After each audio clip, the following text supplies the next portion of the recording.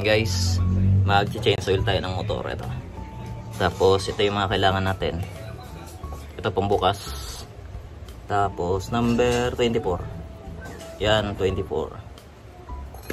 Tapos dito naman para to siya sa ito yung air filter. So tara. Tapos pang sahod. Ayan guys, ito na yung kailangan natin. Kasi lalabahan ko rin yung ito to. Itong air filter niya, yung foam, may foam niya sa loob. Ito pala yung bukasan guys. Hindi ko alam kung kita siya. Ayan, yan. Ito. Ito to, yan. Yan yung ikutin nyo guys pag nag change oil kayo. Tapos ito yung kailangan natin. 24. Marvel 125. 125 Marvel, Euro Marvel. Ayan guys, papakita ko kung paano siya bubuksan. So dito tayo na side na to. Tara, tingnan nyo.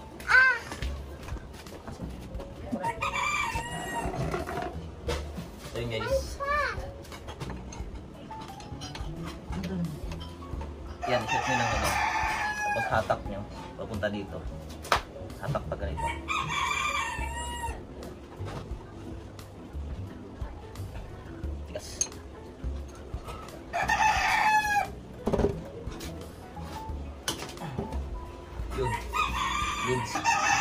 So ayan guys, naluwagan na natin. Wait lang. Yan. Yan. Naiikot ko na siya. So itong pang sahod natin, lagyan natin dyan. Yan siya. Yan, dandahan lang. Kasi may ano to guys, may spring. May spring tsaka yung filter yan. Ito yan guys, ito yung sinasabi ko. Yun. So lagay muna natin siya dyan. Ang itim na guys. Up, kunin natin to. Yan, ito. Punasan na lang natin to guys. Sobrang itim na. Yan. Ito yung spring. Ito yung parang filter niya. Tapos ito yung spring. So parang pinupush niya yan doon sa loob ganyan. Yun lang, hayaan na lang natin muna siya. Yan. So ayun na guys, niluwagan ko na rin to. Ayan. Para sakto yung pagpatak niya doon. Ayan siya. Tapos luwagan ko na yung tornilyo dito. Ito kasi kukunin ko yung foam dito. Ito to, yung air filter. So ayan guys, natanggal ko na. Ito na yung tornilyo. Ito yung cover. So ayan. Tapos tanggal ko na rin yung tornilyo dito. Ito. Yan siya. Yun. Ito yung screen niya. So tanggalin natin. Yan. Hugasan natin mamaya. Tapos ito yung foam. Actually guys, itong foam, pinalitan ko na to. Hindi na to yung stock. So pinanipisan ko lang siya. Yan, nagtabas lang ako. So madumi na siya. Tapos ito rin.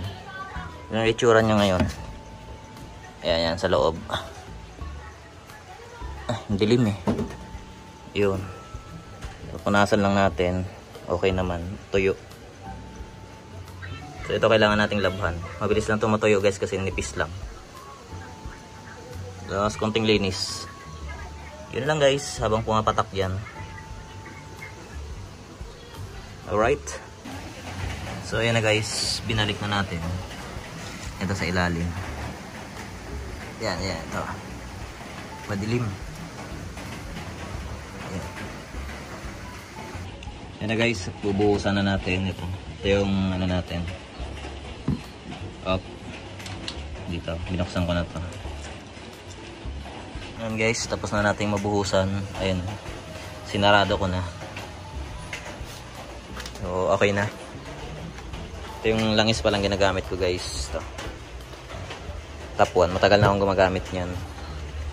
800 ml lang ang nilagay ko guys. 1 liter kasi ito. Ayan. Tapos nalinisan ko na rin to. Ayan. Tapos tuyo na rin yung foam. Ay kakabit na natin yung ito.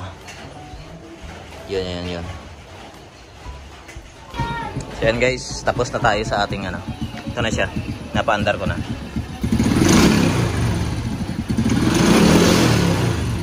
Maingay itong parting to. So, ayun. Okay na ating chainsaw oil na ikabit ko na. Euro Marble 125 chainsaw oil.